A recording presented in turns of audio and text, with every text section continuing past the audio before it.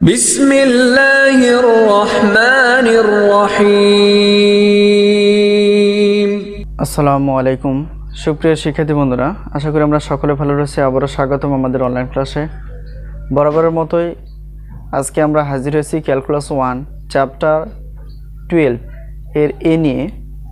তো এখান থেকে কিছু গুরুত্বপূর্ণ বোর্ড প্রশ্ন আলোচনা করা হয়ে গেছে। যদি ক্লাসগুলো দেখা না থাকে অবশ্যই এই ভিডিওর ডেসক্রিপশন বক্সে দেওয়া থাকবে, তোমরা দেখে নিবা। তো আজকে আমাদের আলোচ্য বিষয় হলো এই চ্যাপ্টার সম্পর্কে প্রয়োজনীয় সূত্রবলী। তো আমরা যেহেতু এই চ্যাপ্টার সম্পর্কে জানি যে একটা ইন্টিগ্রেশনের ক্যালকুলেশন অর্থাৎ যোগজীকরণ, তো এই যে যোগজীকরণ বা ইন্টিগ্রেশন, তো কিছু আমরা সূত্র আগে থেকে শিখে আসছি। আসলে সব সূত্র লিখে শেষ করা যায় না, কিছু বেসিক প্রয়োজন হয় এবং কিছু সূত্র প্রয়োজন হয়। তো এই চ্যাপ্টার সম্পর্কে কিছু গুরুত্বপূর্ণ এই চ্যাপ্টারের সূত্র আমরা লিখে ফেলছি, যা আমাদের চ্যাপ্টারের জন্য প্রয়োজন হবে। তোমরা থাম্বনেলে যে দেখতে পাচ্ছ যে বিষয়টি, সেই বিষয়টি আমরা নিয়ে আলোচনা করার চেষ্টা করব। সেটি হলো প্রয়োজনীয় সূত্রগুলি। তো প্রয়োজনীয় সূত্রগুলি এখানে এই চ্যাপ্টারের অর্থাৎ 12 এর এখানে কতিপয় কিছু যোগজের সূত্র দেওয়া আছে। তো তার মধ্যে কিছু আমরা লক্ষ্য করি, এটি একটু বেশি ব্যবহার হয়। Integration dx x square plus a square. তো x square plus a square, এটা মনে রাখার একটু টেকনিক আছে, খেয়াল করবা।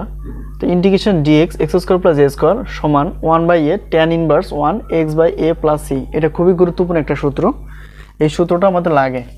তো যখন একটা জিনিস খেয়াল করবা, এক্সটা প্রথমে থাকে তখন এক্সটা উপরে চলে যায়, এটা যখন পরে থাকে তখন এটা নিচে চলে আসে। তো এইভাবে একটু মনে রাখতে পারি।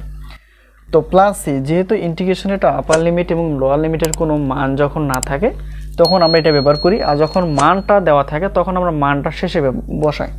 তো যাই হোক, integration dx x square plus a square যেমনি হোক এটা মনে রাখতে হবে 1/a tan inverse 1 x by A plus c. তো এরপর 2 নম্বর রুলস বা সূত্রটি হলো integration dx x square minus এ স্কোয়ার। এক্স স্কোয়ার মাইনাস এ স্কোয়ার, দেখো আগেটা প্লাস ছিল, এখনটা কী হয়ে গেল, মাইনাস হয়ে গেল। তখন সূত্রটা অবশ্যই চেঞ্জ হয়ে যাবে। তাহলে 1/2a, তাহলে 1/2a লন X minus A by X plus A modulus plus C. C বলতে ধ্রুবক বুঝাই।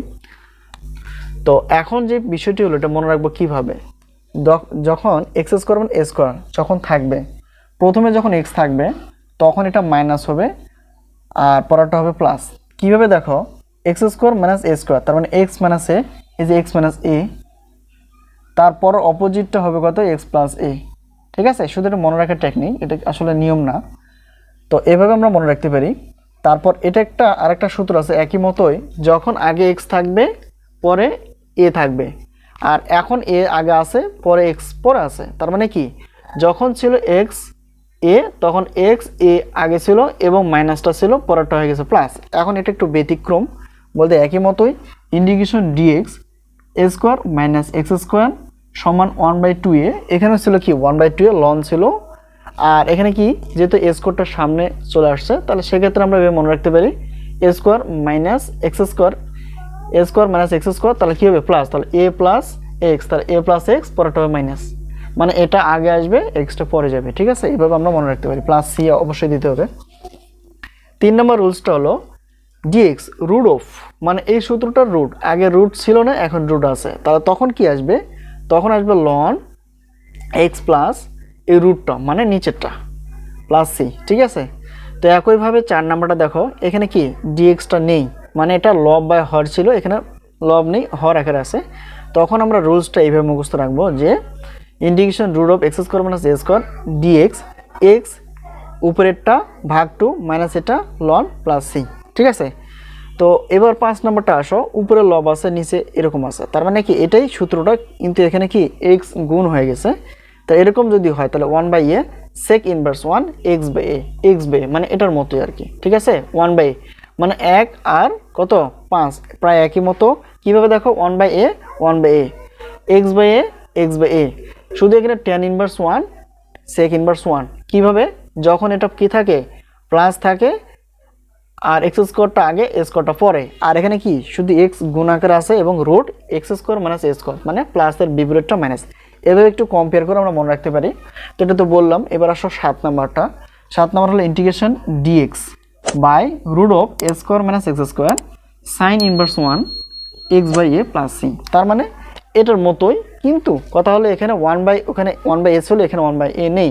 তার মানে যখন রুট আসতেছে, যখন এটা রুট আসতেছে তখন এইভাবে আমাদের মনে রাখতে হবে।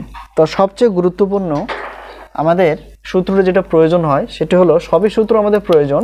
এই যে এটা প্রয়োজন হয় বেশি, এটা প্রয়োজন হয়, এটা বেশি প্রয়োজন হয়, এটা প্রয়োজন হয় বেশি, ঠিক আছে।